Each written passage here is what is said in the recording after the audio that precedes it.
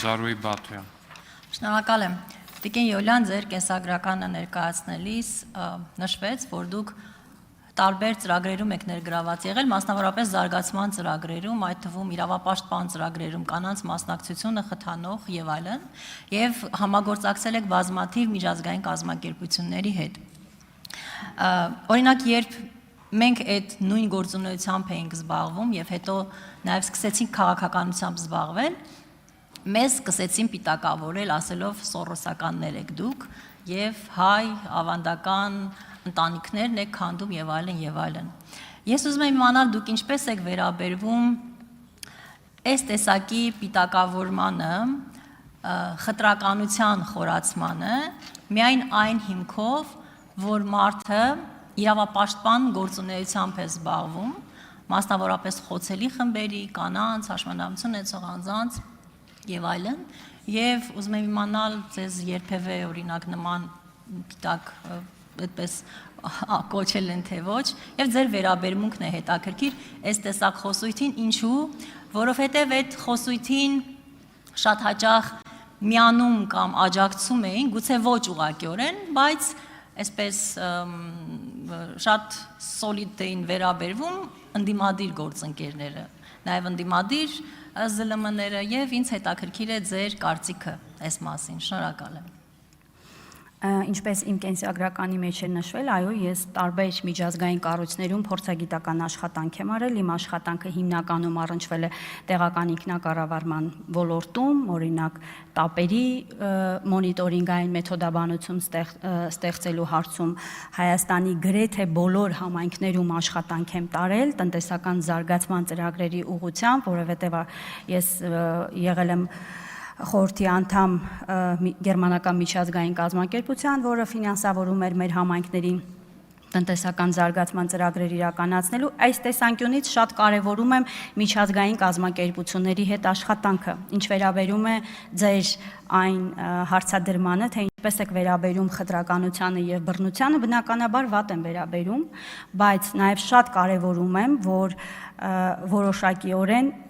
արդյունավետության տեսանկյունից այն ուղենիշները եւ սահմանները անպայման լինեն, որոնք կարող են օրինակ մեր կրոնական համոզմունքներին, մեր առանձնահատկություններին, մեր արժեքներին, այսինքն հանրային ընկալման տեսանկյունից պետք է նաեւ հարգել այդ դիրքորոշումը։ Մյուս կողմից մենք Նաև ես ինքս շատ այդ մասին բարձրաձայնել եմ, որ շատ դեմ եմ երկակի ստանդարտներին, օրինակ եթե որոշ իրավապաշտպան կազմակերպություններ, օրինակ ժամանակին, երբ որ բանակում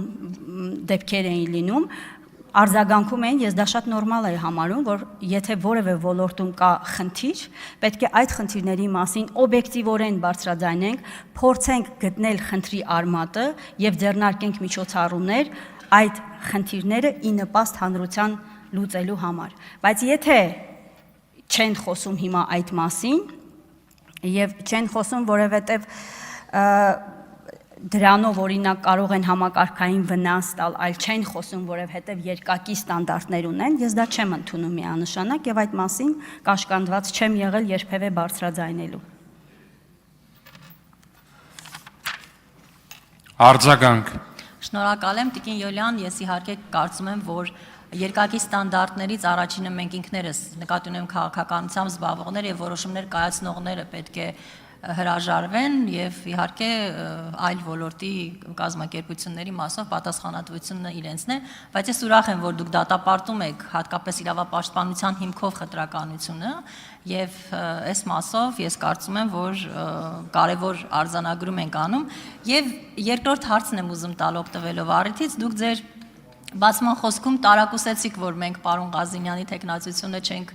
այսպես չենք ընտրել իրեն